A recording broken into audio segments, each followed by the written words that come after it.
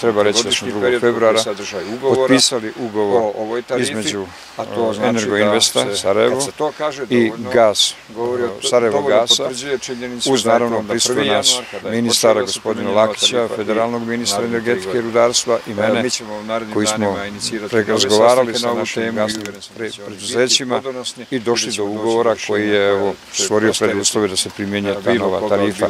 Naravno da nam je trebala saglasnost regulatora i stav regulatora, on je to uradio. Možda nije bilo u prvom trenutku shvaćeno da li je regulator bio dovoljno eksplicitan ili nije, da se to odnosi na sav period 24 godine, ali vrlo značajno reći da je regulator rekao da se to odnosi na trogodišnji period koliko je sadržaj ugovora o ovoj tarifi, a to znači da se, kad se to kaže dovoljno, dovoljno potvrđuje činjenicu da je to onda 1. januar, kada je počela da se primjenjuje nova tarifa i naredne 3 godine.